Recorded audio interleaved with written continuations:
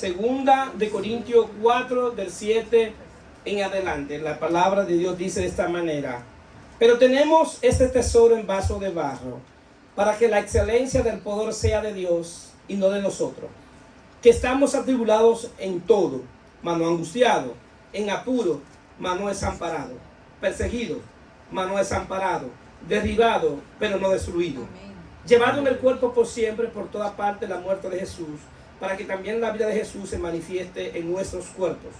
Porque nosotros que vivimos siempre estamos entregados a muerte por causa de Jesús, para que también la vida de Jesús se manifieste en nuestra carne mortal, de manera que la muerte actúa en nosotros y en vosotros la vida. La palabra del Señor está bendecida.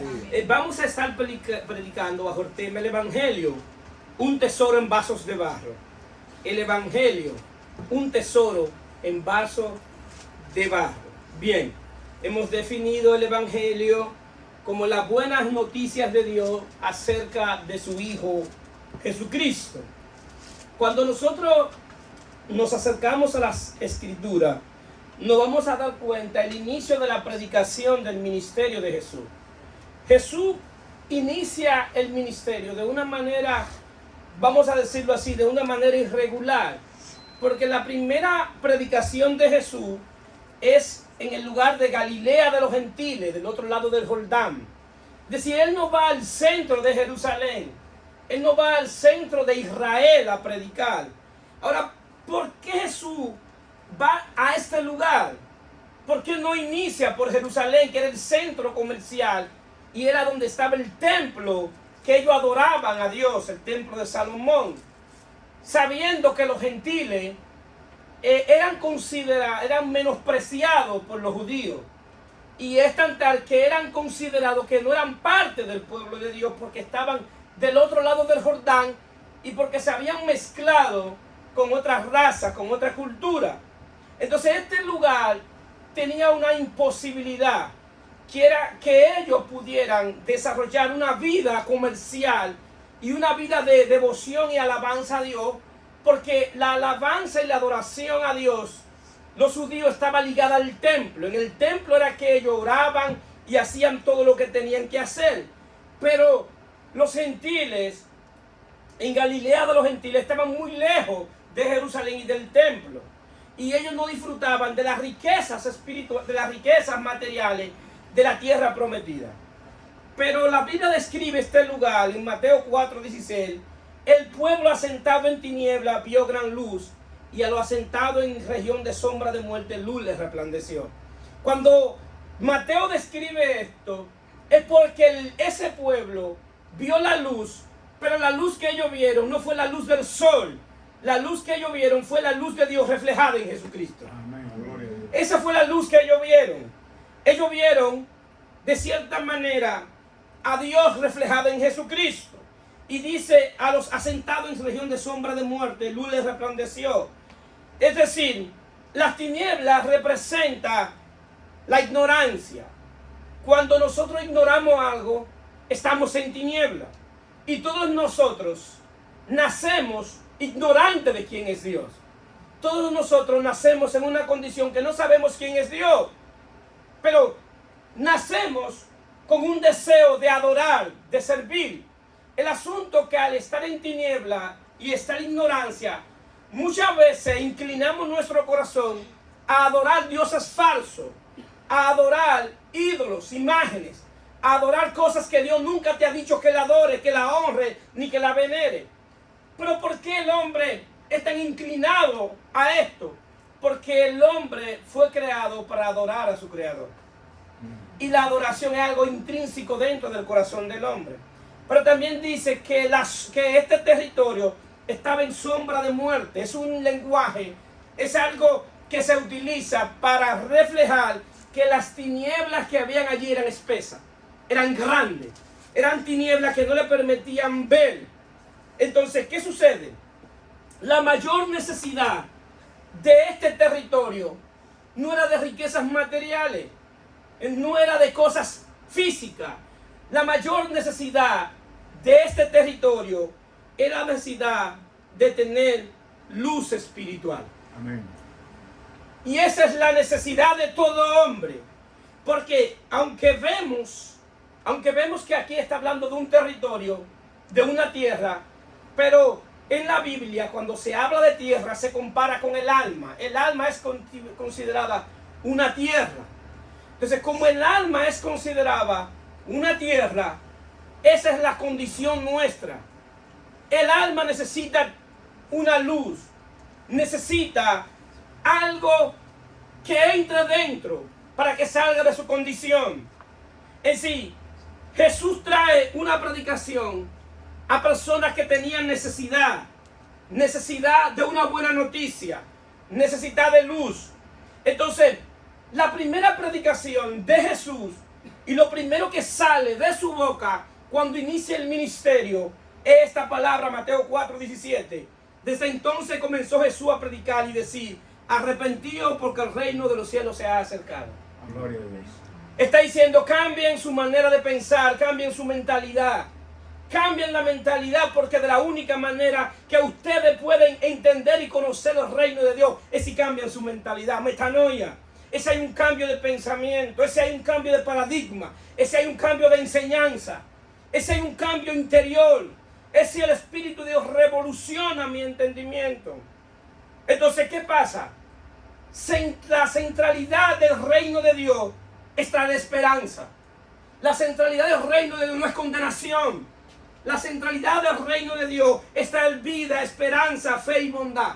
Amén. Amén. Esa es la centralidad del Evangelio. Gloria a Dios. Esa es la centralidad del reino de Dios. Jesús dijo: yo no he venido a condenar al mundo, sino a que sea salvo por mí. Amén. Sí, la predicación del Evangelio no es mandar a la gente al infierno.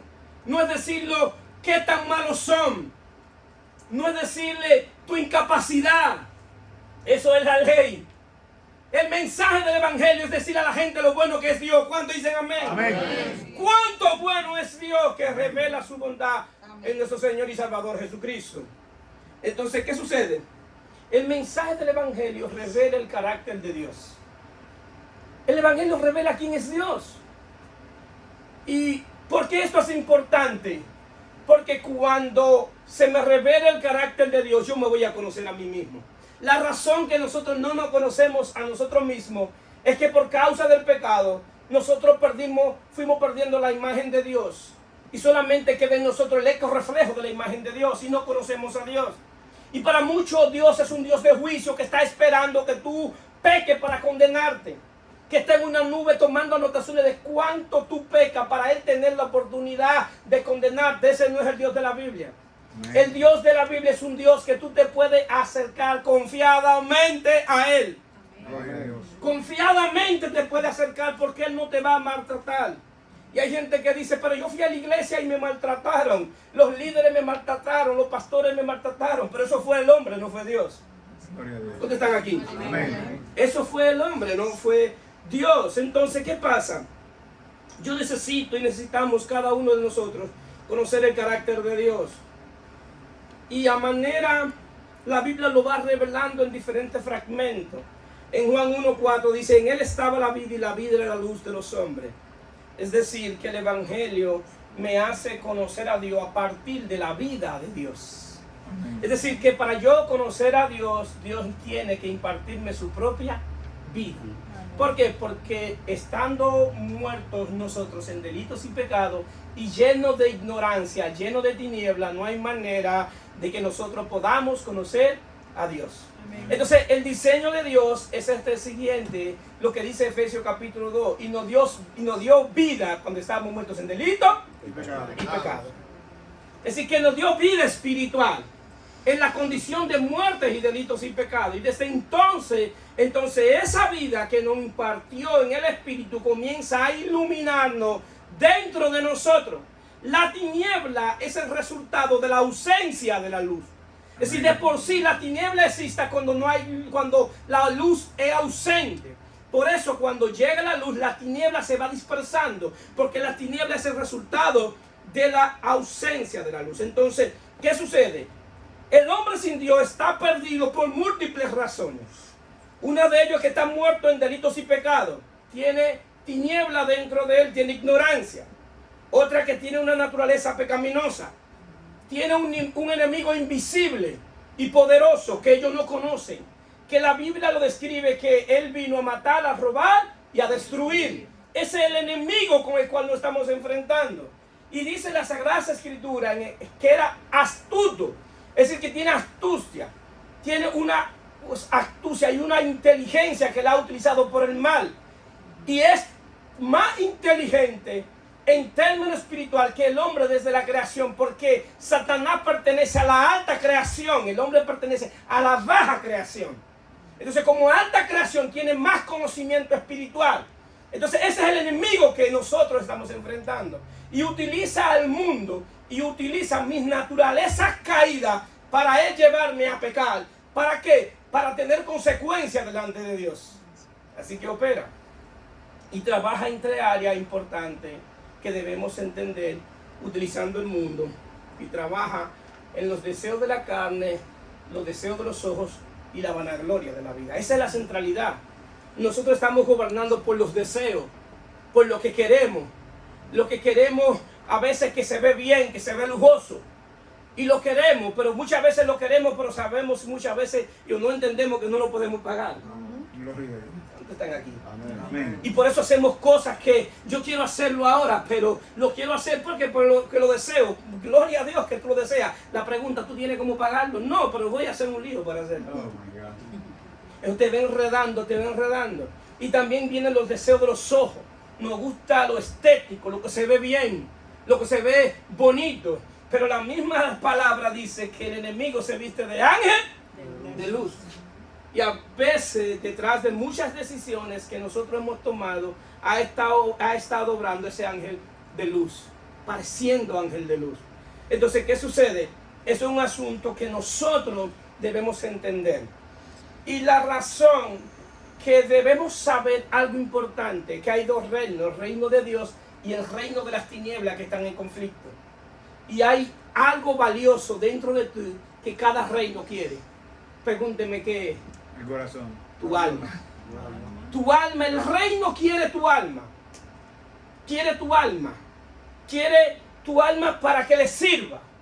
Porque lo que hace grande un reino es la cantidad de soldados que tiene. Entre más soldados tiene, más grande es el reino. Entonces, como el reino de las tinieblas quiere soldados para el servicio de él, trata de hacer contrataciones. El diseño de Satanás es el diseño que hizo en el cielo, que contrató ángeles para irse en contra de Dios. Y asimismo es desterrado a la tierra y anda buscando almas. ¿Para qué? Para ir en contra del reino de Dios. Y muchas veces nosotros inconscientemente le hemos estado sirviendo al reino de las tinieblas. ¿Por qué? Porque lo han contratado y de cierta manera le hemos estado sirviendo. Entonces, ese es el trabajo de la tiniebla. ¿Y de qué manera lo hace? Pablo lo escribe y lo explica, 2 Corintios 4:4, en lo cual el Dios de este siglo cegó el entendimiento de los incrédulos para que no les resplandezca la luz del Evangelio de la gloria de Cristo, la cual es la imagen de Dios. El reino de las tinieblas, la manera en que te puede tener en tus manos, cegando el entendimiento para que no vea la gloria de Dios en Cristo. Esa es la razón que todas las religiones han tratado de sustituir a Cristo. Ninguna religión ha tratado de sustituir al Padre ni al Espíritu Santo. Si quieren sustituir a Cristo. ¿Por qué? Porque la operación de Dios es a través de que nosotros veamos, a través del Evangelio, la gloria de Cristo. Veamos su obra, veamos su imagen. La imagen que se perdió en el Edén es la imagen que Dios nos devuelve ahora en Cristo. Ahora Dios está formando la imagen de Él en nosotros. Ahora bien, ¿cuál es la respuesta de Dios al reino de las tinieblas? Porque así mismo como las tinieblas tienen una obra, tienen un trabajo, el reino de Dios también tiene un trabajo y es la predicación. Y Pablo dice en 2 Corintios 4:5, la continuación del que leímos, dice: porque no nos predicamos a nosotros mismos, sino a Jesucristo como Señor, y a nosotros como vuestro siervo por amor de Jesús. Porque Dios, que mandó que de las tinieblas resplandeciese la luz, es el que resplandeció en nuestros corazones para la iluminación del conocimiento de la gloria de Dios en la faz de Jesucristo. La respuesta a las tinieblas es la predicación del Evangelio de la gloria de Cristo. Amén. Y he presentado a Cristo como Señor. No solamente como un Salvador, sino como Señor. El asunto es que como Satanás ha cegado el entendimiento de la gente, mucha gente no ha entendido verdaderamente qué es el Evangelio. Y como no entienden qué es el Evangelio, viene un pensamiento que es que están buscando un Dios para que lo proteja. Buscar un Dios para que te proteja el pensamiento pagano. Los paganos buscaban un Dios para protección. Por eso, para cada situación tenían un Dios. Tenían un Dios para la cosecha. Tenían un Dios de la fertilidad. Tenían un Dios para la lluvia. Tenían un Dios para la protección de los marineros. Tenían un Dios para todo tipo de cosas. De ahí nace el panteón romano, el panteón griego, y todos los panteones de esas civilizaciones nacen en la necesidad de buscar un Dios. Entonces, ¿qué sucede? Y de ahí nace lo que se llama el evangelio del hombre y sus necesidades, que la gente está buscando a Dios para que le suplan sus necesidades. Y tienen a Dios como un Dios mágico todopoderoso, como una especie de un Dios de lámpara de Aladino, de que yo lo froto y él sale y le pido 3 deseos y Dios me lo concede. Si ese es tu evangelio, si ese es tu mentalidad, ese no es el Dios de la Biblia. Ese es el Dios que la gente se inventó en la cabeza. El Dios de la Biblia, Pablo lo explica de esta manera. El Dios de la Biblia es sobre un rey soberano que anda comprando esclavos para hacerlos libres, para que sean siervos para su gloria. Gloria a Dios. Lo voy a repetir. El Dios de la Biblia es un rey soberano que anda comprando esclavos para dejarlos libres, para que sean siervos para la gloria de Él. Amén.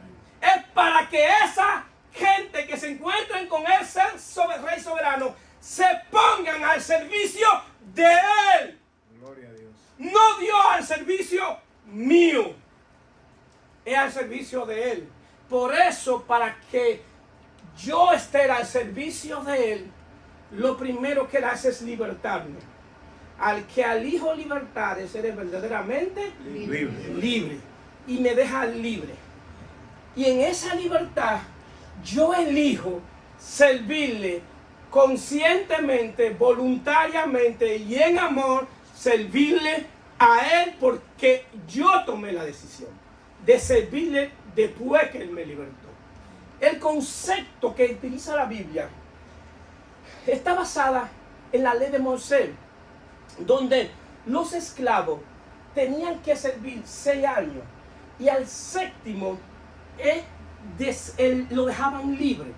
Y al dejarlo libre, él iba donde el juez y le decía esto adelante del juez: mi amo ha sido bueno conmigo, mi amo ha sido muy bondadoso, y yo ahora no quiero ser libre, yo ahora tampoco quiero ser esclavo, entonces yo quiero ahora ser su siervo. Entonces ese siervo, cuando decidía ser siervo, el amo lo recibía y lo sentaba en la mesa y se ocupaba de su alimentación, de su familia, de sus hijos, de sus necesidades. Ese es el Dios que nosotros servimos. Gloria a Dios. Que el día que tú decides servirle como su siervo, Él se encarga de todo lo tuyo. Pero el concepto de buscarlo es porque Él ha sido bueno, es porque Él ha mostrado su amor, es porque Él demostró su misericordia, es porque Él mostró su gracia. Entonces, ¿qué sucede? La manera que Jesús lo hace es la manera de impartiéndote vida en el Espíritu, y tú pasas de muerte a vida. Entonces ahora, como tienes vida en el Espíritu, desde adentro Dios comienza a trabajar contigo. Dios comienza a trabajar contigo, y cuando entra la luz comienza a salir las tinieblas, y mientras más luz, más tinieblas sale. Y es algo constante y continuo de que la luz va entrando y las tinieblas va saliendo. Ese es el diseño de Dios. Ese es el principio que Dios establece en Génesis 1:1. En el principio creó Dios los cielos y la tierra estaba desordenada y vacía, y las tinieblas estaban sobre la faz del abismo, y el Espíritu de Dios se movía sobre la faz de las aguas, y dijo Dios: sea la luz, y fue la luz. Ese es el diseño de la creación. Ese es el principio, que Dios trabaja sacando las tinieblas por medio a la luz. Amén. Dios está revelando a Cristo desde Génesis 1. Dios está revelando a su Hijo amado desde antes de que el hombre pecara. Desde antes de poner al hombre en la tierra, ya Dios estaba revelando cómo iba a solucionar el problema del hombre cuando pecara. Por eso el amor de Dios es más grande que tu pecado. El amor de Dios es más grande que tu transgresión. Porque antes de que existiera el pecado, el Cordero fue inmolado desde antes de la fundación del mundo. Y cuando Dios pone en marcha la creación del hombre, lo primero que hace es buscar la solución a la caída. Antes de que el hombre cayera, ya Dios tenía la solución. Y era por medio a la vida y la luz. ¿Cuánto lo creen? Amén. Esa es la manera. Entonces, ahora bien, esta obra que Dios hace, la hace con el hombre después de la caída. Porque si nos damos cuenta, cuando Dios crea al hombre, en Génesis 2:7, dice: entonces Jehová Dios formó al hombre del polvo de la tierra y sopló en su nariz aliento de vida, y fue el hombre un ser viviente. Ahí vemos la creación del barro. Y por eso es que nosotros somos considerados barro. ¿Por qué? Porque fuimos creados de la tierra, del barro. Entonces, ¿qué sucede? Esa es la razón que después de la caída, Cristo viene a solucionar el problema de la luz y las tinieblas. Cristo viene a solucionar esa situación de la que nosotros estamos viviendo. De que no podemos servirle a Dios. ¿Por qué? Porque estamos llenos de tinieblas. Estamos llenos de nosotros mismos. Estamos llenos de nuestras propias opiniones. Somos sabios en nuestro propio consejo. Y todos tenemos un consejo de cómo se debe hacer las cosas. Y cómo yo me puedo acercar a Dios. Cómo hay que hacer las cosas para Dios. ¿Por qué? Porque el hombre está lleno de tinieblas. El problema es que el barro no tiene la capacidad de pensar. Porque el barro es de la tierra y la materia no piensa. Es decir, que necesita algo espiritual. Necesita la vida de Dios. ¿Para qué? Para que Dios le dé iluminación en el entendimiento. Esa es la razón que cuando Pablo predica el Evangelio, cuando Pablo llega a explicarle el Evangelio a los corintios, porque los corintios habían conocido el Evangelio, pero se habían desviado dentro de lo que era el Evangelio. Si ustedes conocen una iglesia como los corintios, por favor infórmenlo, para yo no pasar por ahí ni de visita. Ni de visita pasar por ahí. Y era iglesia de Cristo, pero tenía tantas cosas, tantos problemas. Y los problemas más grandes es que no aceptaban el apostolado de Pablo. ¿Y por qué, pastor, usted dice que ese es el problema más grande? Porque no aceptaban a quien Dios había enviado para traerle luz. Gloria. Y ese es el principal problema que a veces tenemos dentro de la iglesia. No solamente es que estamos llenos de tinieblas y de ignorancia, sino que no aceptamos a quien Dios envió para traernos luz. Para ser instrumento de Dios, para traer luz por medio de su palabra, su enseñanza, su evangelio. ¿Cuántos están aquí? Amén. Entonces, no aceptaban, estaban rechazando la honra y la investidura del apóstol Pablo.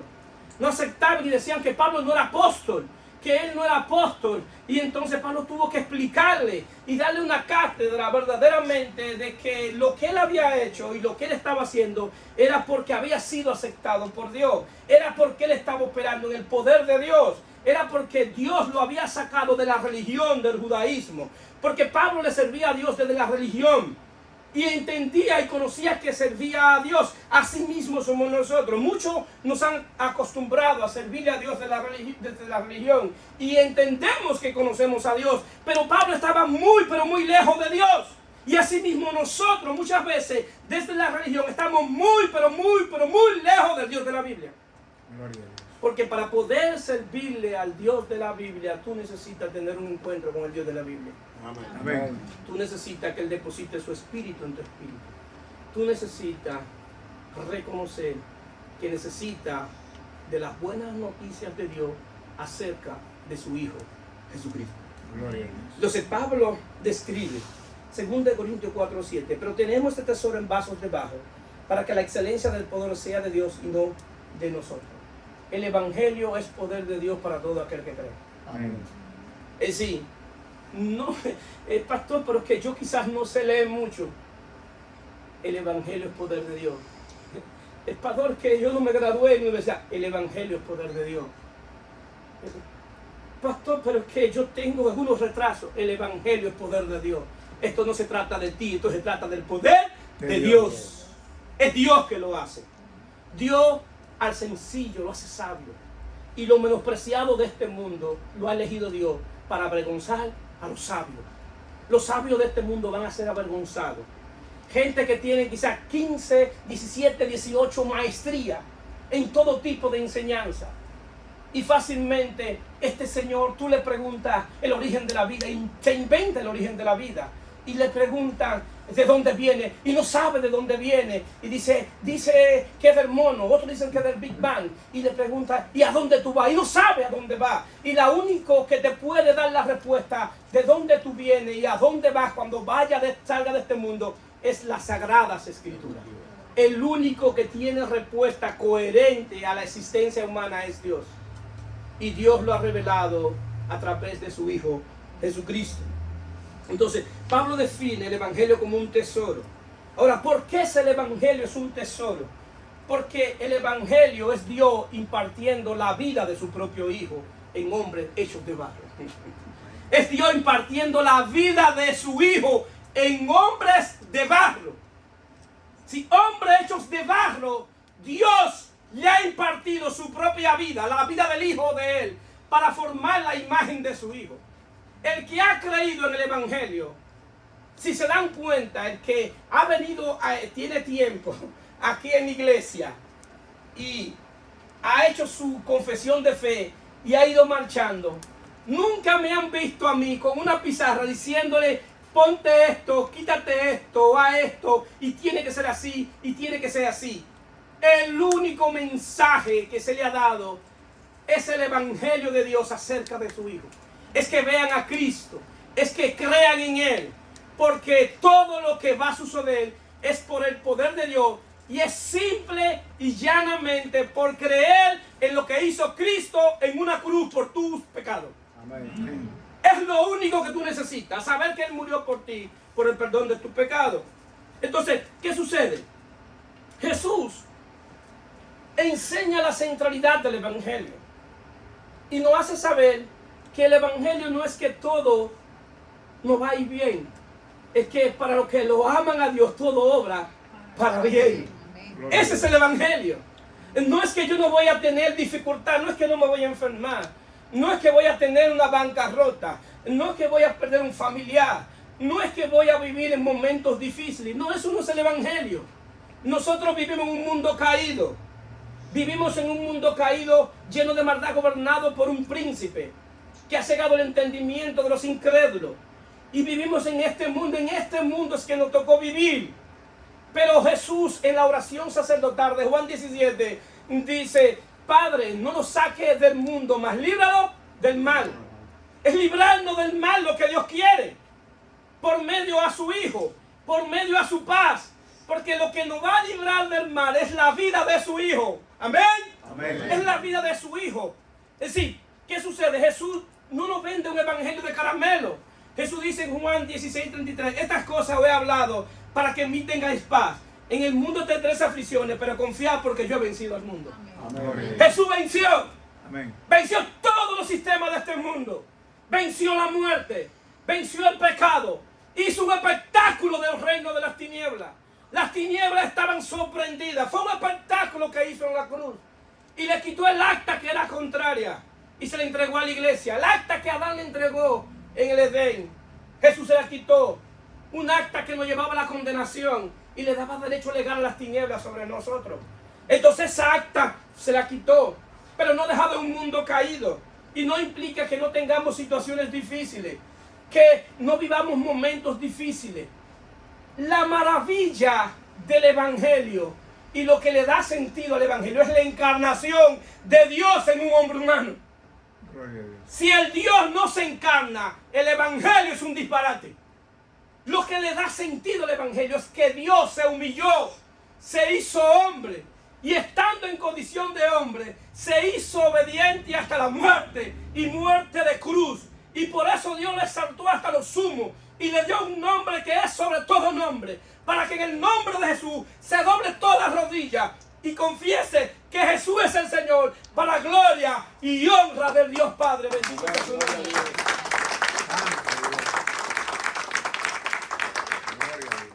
Se hace entregar el Evangelio. Amén. Y el mismo Espíritu el mismo encarnación, el día que tú naces de nuevo, es lo mismo que sucede contigo. Que el Evangelio se encarne en ti. ¿Por qué? Porque el Evangelio trata de su Hijo. Y cuando el Hijo se encarna en ti, el Evangelio tú lo llevas por dentro. Por dentro tú llevas el Evangelio. Ahora, ¿qué hace que tú lleves el Evangelio por dentro? Que tú puedes estar en estas condiciones, que estemos atribulados en todo, pero no angustiados. ¿Pero por qué no estoy angustiado? Porque el Hijo de Dios habita en mí. En apuro, pero no desamparado. ¿Pero por qué no desamparado? Porque el Hijo de Dios habita en mí. Perseguido, pero no desamparado. ¿Pero por qué no desamparado? Porque el Hijo de Dios habita en mí. Derribado, pero no destruido. ¿Pero por qué no destruido? Porque el Hijo de Dios habita en mí. Bendito sea su nombre. Es decir, todo lo que yo puedo resistir y soportar es porque tengo la fortaleza del Espíritu Santo. Porque el Espíritu que levantó a Cristo de entre los muertos es el mismo Espíritu que mora en nosotros.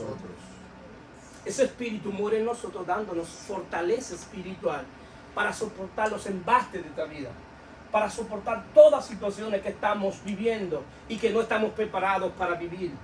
A ninguno de nosotros, cuando nos dieron enseñanza en nuestras casas familiares, nos sentaron nuestros padres a enseñarnos qué iba a pasar en la derrota, qué iba a pasar en los momentos difíciles, qué iba a pasar cuando ellos faltaran, qué iba a pasar cuando no tenía empleo, qué iba a faltar, qué iba a pasar. A nadie se ha preparado para la derrota. A nosotros se nos han metido un chip preparado para el éxito, para la grandeza, para la victoria, pero no estamos preparados para la derrota. Entonces, cuando viene la situación difícil, entonces yo no tengo respuesta a la situación. ¿Por qué? Porque no me enseñaron a esa situación. Entonces, el Evangelio viene a enseñarte a estar contento, teniendo como no teniendo. Por eso Pablo decía, estoy enseñado en todo, a tener como no tener, a estar saciado como a tener hambre. Todo lo puedo en Cristo que me fortalece. Pero tú eres fortalecido cuando aprendes a vivir en altas y bajas. Amén. Así es. Cuando aprendes a vivir en altas y bajas. Cuando aprendes a decirle a un Dios que suple tú teniendo escasez. Es cuando aprendes a decir, yo creo en un Dios que sana aún estando enfermo. Yo creo en un Dios que da paz aún teniendo guerra en mi casa. ¿Por qué? Porque lo que yo voy a hablar de Dios no es necesariamente de mi experiencia, es de lo que Él ha revelado en su palabra. Amén. Y el carácter del revelado, yo puedo saber y entender que Él es lo que dice ser. Dios es lo que dice ser. Ni más ni menos. Él es lo que dice ser. Entonces, ¿qué pasa? Entonces podemos tener todas estas situaciones. El asunto que Jesús habló de dos fundamentos. Y Jesús habla y pone un ejemplo.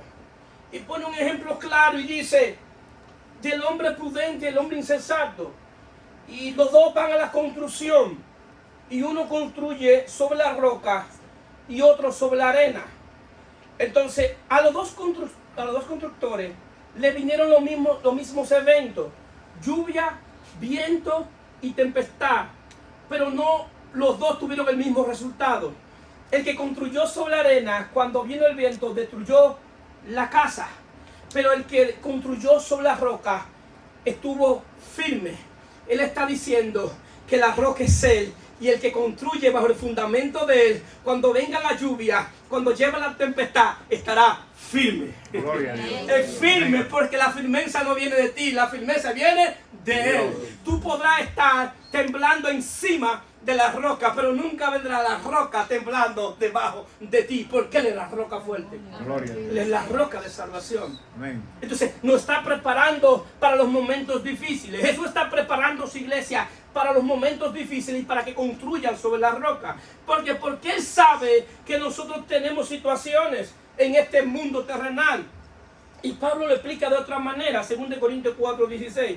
Por tanto, no desmayamos, aunque nuestro hombre exterior se va desgastando, el interior no obstante se renueva de día en día. Porque esta leve tribulación momentánea produce en nosotros un cada vez más excelente y eterno peso de gloria. No mirando nosotros las cosas que se ven, sino las que no se ven. Pues las cosas que se ven son temporales, pero las que no se ven son eternas. Amén. ustedes están administrando cosas eternas. El peso de gloria que está el que ha creído en Cristo Jesús es más grande que lo que está sucediendo fuera de ti. Lo que está sucediendo fuera de ti es temporal. Es una temporada. No es un tiempo eterno. Lo único eterno es Dios. Amén. Lo único eterno es el Evangelio. Eso es lo eterno. Entonces nosotros, por naturaleza, estamos más ocupados de lo externo, de lo temporal. ¿Cuántos de nosotros van a ir a trabajar mañana? Yo. ¿Cuántos van a llegar tarde? ¿Cuántos van a llegar tarde mañana? No. ¿Por qué? Porque pusieron una alarma para llegar temprano. A las 7. Porque tienen que llegar temprano, porque si no le dan un ticket o le llaman la atención. Y está bien que llegue temprano. Entonces, si yo por lo temporal soy tan delicado, ¿por qué no puedo ser delicado para lo eterno? Gloria a Dios. ¿Por qué no puedo hacer que todo mi ser esté ligado a lo eterno, a lo que tiene valor verdadero? ¿Por qué? Sin embargo, entonces lo temporal es mejor que lo eterno. No. Decía una persona en un chiste que lo malo no es morirse, que lo malo es no saber cuánto tiempo él va a estar muerto. No dura mucho. Dice, lo malo es no saber cuánto va a durar muerto. Sí, pero para el que está en Cristo, el que tiene ese peso de gloria, morir es ganancia. Porque lo que Dios tiene reservado para los que lo aman son cosas que ojo no vio, ni oído escuchó, es la que Dios tiene preparado para aquellos que le aman. Y es algo eterno. Es algo eterno. Entonces en lo temporal yo necesito, en lo temporal, alinear lo temporal a lo eterno. Lo que pasa es que nosotros estamos alineados lo temporal a lo eterno. Es decir, nosotros estamos dando la prioridad a lo temporal y no a lo eterno. Por eso nuestro tiempo muchas veces que le damos a Dios es el que nos sobra. Ahí está. El tiempo que me sobra que yo le entrego a Dios. Tú no has conocido el Evangelio. Lo siento, tú no has conocido el Evangelio. Porque después que tú conoces a Dios, tú no le regalas la migaja, tú le regalas lo mejor de tu vida. Amén. Amén. Tú le regalas lo mejor de tu ser cuando tú has conocido a Dios. Verdaderamente, cuando yo veo que la gente le entrega completamente su vida a Dios, es que yo digo, conoció a Dios, conoció el Evangelio, se puso al servicio del Rey soberano. Porque verdaderamente lo que va a definir mi futuro es mi servicio al Rey. Aún en la eternidad, mi futuro está siendo medido por las obras que yo hice en Él. Porque Apocalipsis dice que se darán 7 tipos de corona por el servicio. No voy a entrar en esos detalles. Pero después dicen que esa corona nosotros iremos y se la pondremos a sus pies. Aún en lo eterno, el servicio a Dios tiene recompensa. Gloria. Bendito sea su nombre. Aún en lo eterno, aún cuando tú partas de este mundo, tu servicio tiene recompensa. Aún en tus hijos tiene implicación. Aún en tu descendencia tendrá implicación. Por donde quiera que tú busques la ecuación, entregarle tu vida completamente al servicio del Rey soberano y eterno tiene recompensa. Entonces, ¿qué sucede? El asunto es que nosotros tenemos que saber que Dios se presenta en la Biblia como un alfarero. Como un alfarero y nos presenta a nosotros como el barro. Y Dios tiene que llamar al profeta Jeremías y decirle de esta manera, vete a la casa del alfarero. Y dice Jeremías 18:1, palabra de Jehová que vino a Jeremías diciendo, levántate y vete a la casa del alfarero, y allí te haré oír mis palabras. Y descendí a casa del alfarero, y aquí que él trabajaba sobre ruedas. Dios, para que Jeremías pudiera entender la obra de Dios a través de lo que él hace, dice, vete a la casa del alfarero y chequea cómo el alfarero trabaja.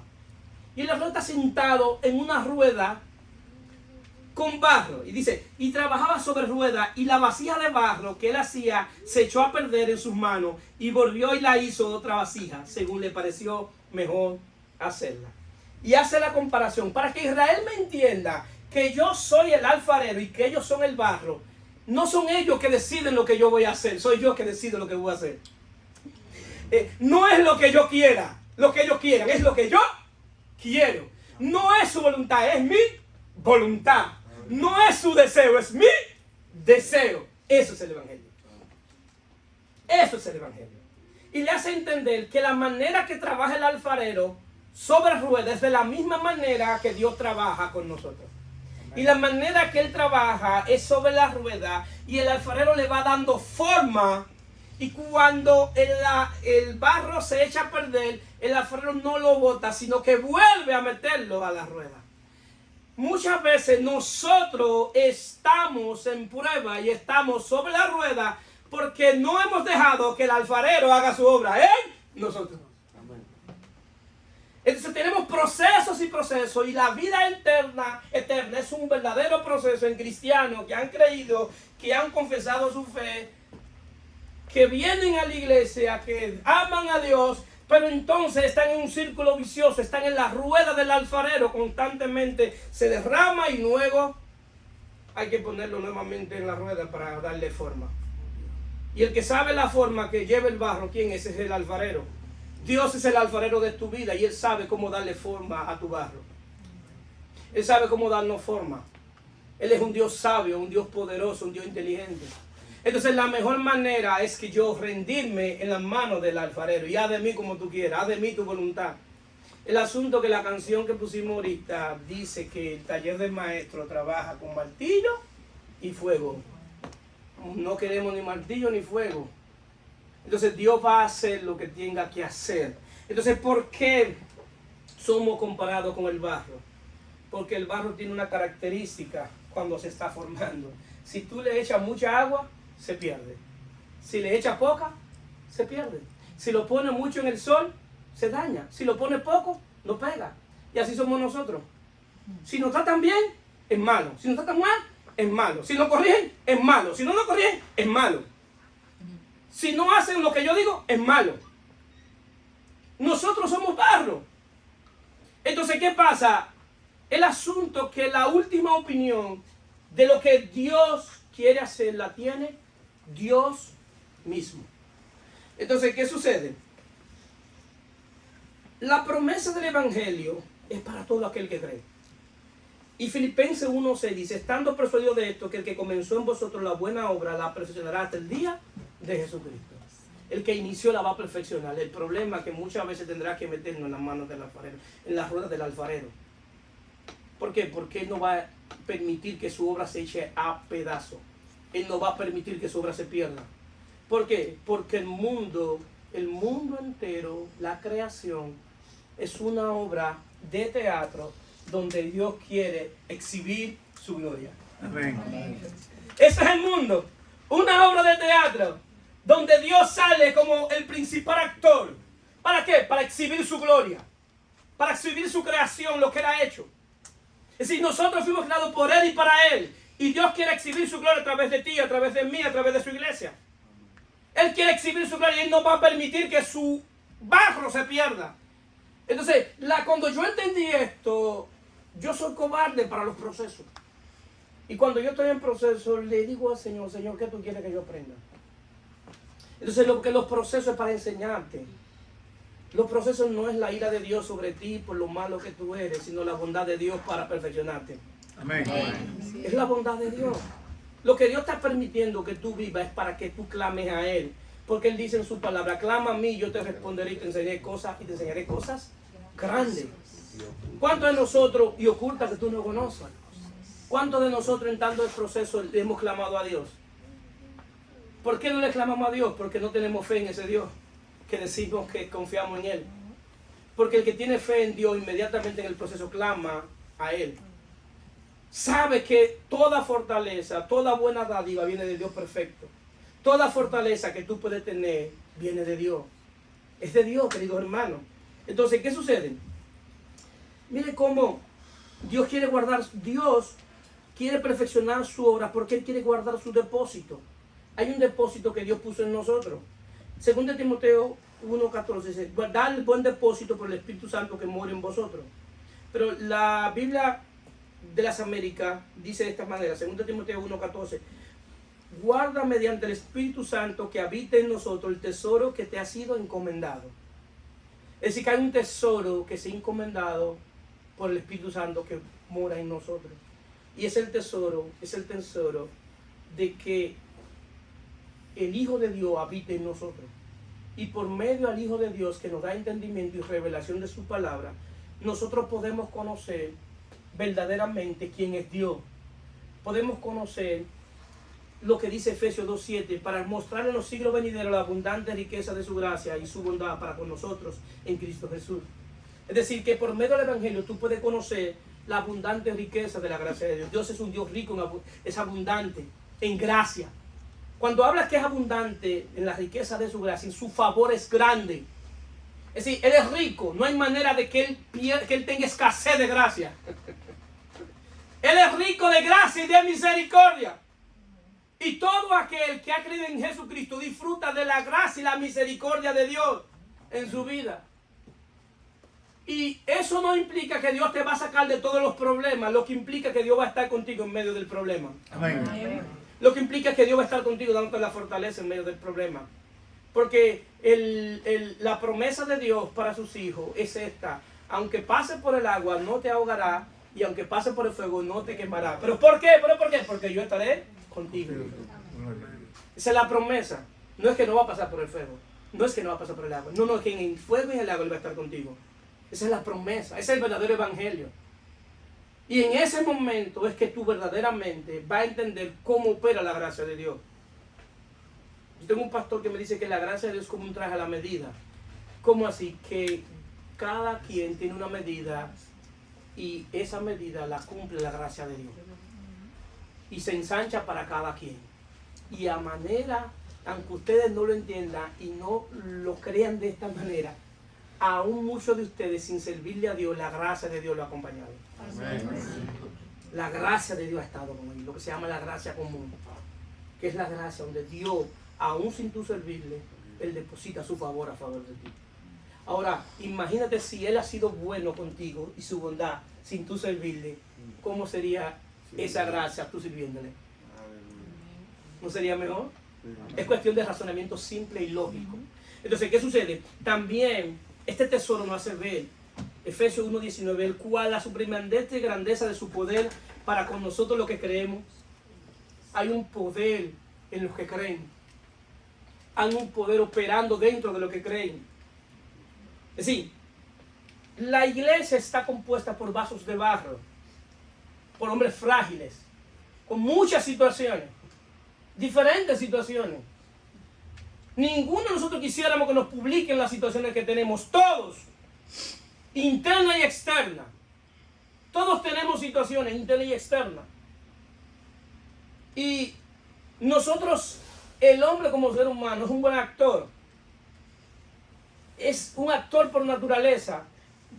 Hipocresía viene de lo que usaban los actores, que se ponían una careta para que no le vieran la cara.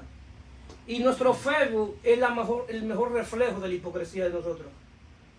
Que muchas veces en Facebook revelamos lo que no somos. ¿Por qué? Porque verdaderamente estamos llenos de ego y de orgullo. Y la mejor manera de ser humilde es reconocer que necesitamos a Dios. Esa es la humildad más grande que puede tener un hombre. Humildad no tiene que vestir con ropa barata y eso no es humildad, eso es miseria. Humildad es reconocer que yo necesito a Dios, de que yo sin Dios no soy absolutamente nada, que yo lo necesito a Él, que yo no sé nada y necesito venir a Él como barro para que Él me llene de ese tesoro que es el Evangelio, para que Él me llene de su Hijo dentro de mí. Entonces, la iglesia está llena de vasos de barro, despreciado por los hombres, pero amado por Dios. Bendito sea su nombre. podemos ser despreciados por la gente, ser menospreciados por la vida que hemos vivido, por la misma familia, por los hijos, por los padres, por los vecinos, por los del trabajo, ser despreciados por todos los amigos, pero somos amados por Dios. ¿Qué mejor que eso? Saber que somos amados por Dios, porque de tal manera ha dado Dios al mundo a su único Hijo, para que todo aquel que cree no se pierda, mas tenga vida eterna. El Hijo es un regalo de Dios. Jesús es un regalo. El mejor regalo, ese es el tesoro que Dios ha dado. Es decir, fue un tesoro que Dios dio, su único Hijo. El único que ha dicho, que Dios ha dicho, este es mi Hijo amado en quien tengo complacencia. Dios nunca ha dicho eso por nadie, solamente por su Hijo. Este es mi Hijo amado en quien tengo complacencia. Y el Hijo, sabiendo y que ha habitado siempre en el seno del Padre, en Getsemaní,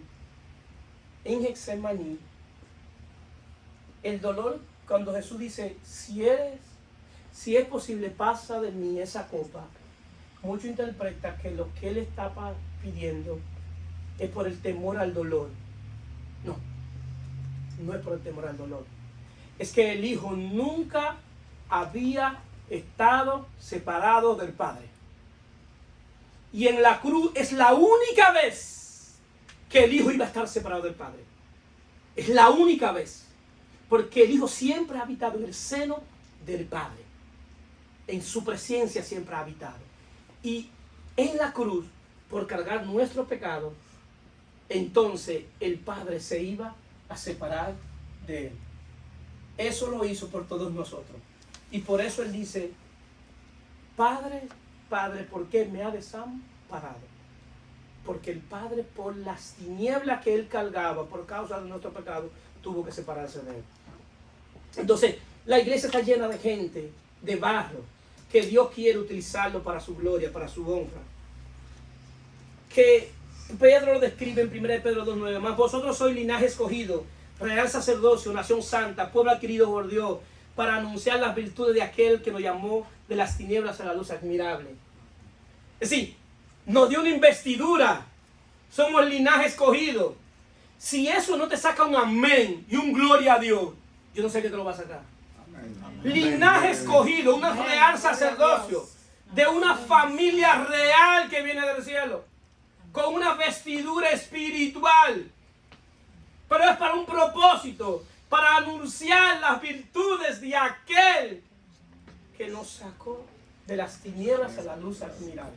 Amén. Es para eso, para anunciar las virtudes de Dios, de su Hijo amado, mediante el poder de Dios, mediante el amor de Dios y mediante la gracia. Es Cristo impartido a nosotros. Efesios 10, porque somos hechura suya, creado en Cristo Jesús, para buenas obras, las cuales Dios preparó de antemano para que anduviésemos en ella. Si Dios preparó buenas obras para que anduviésemos en ella. ¿Por qué? Porque como iglesia somos el cuerpo de Cristo. Ser el cuerpo de Cristo es ser una extensión de Él. Es decir, actualmente, ¿dónde está la boca de Dios? En la iglesia. Porque es su cuerpo. ¿Dónde está la mano de Dios? En la iglesia. Porque es su cuerpo. ¿Dónde están los pies de Dios? En la iglesia. Porque es su cuerpo. ¿Dónde están los ojos de Dios? En la iglesia. Porque es su cuerpo. Porque Él es la cabeza de la iglesia. Es decir, que a donde va la cabeza, va el cuerpo. Amén. Lo que piensa la cabeza, piensa el cuerpo. Porque somos el cuerpo de Cristo como iglesia. Y es para anunciar esas virtudes. Y por eso nos ha dado dones y ministerio. Nos ha dado dones y ministerio. Tenemos los dones del Espíritu. Y tenemos los ministerios del Espíritu. Entonces, para eso, Dios depositó sus dones, su ministerio, su Hijo, en vasos de barro. Pero esto es por un propósito, para que la excelencia no sea de nosotros, sino de Dios. La excelencia es de Dios. Dios te está llamando para sacarte de las tinieblas, sacarte de la esclavitud, para que sea libre, para que pueda anunciar las virtudes de Él, para que le pueda hablar a otro, para Dios extenderse, para Dios caminar, para Dios hablar, para Dios hacer todo lo que quiere hacer en la tierra. porque la tierra fue creada para espíritu con cuerpo. Los espíritus no pueden andarse en un cuerpo, necesitan un cuerpo físico. Asimismo Dios necesita un cuerpo físico. Dios te necesita a ti, necesita tu cuerpo, tu mente, tu corazón, todo tu ser. ¿Para qué? Para que sea un siervo para su gloria. Amén. Bendito sea su nombre. Gloria Te a puede Dios. poner de pie. Gloria a Dios. Aleluya. Aleluya.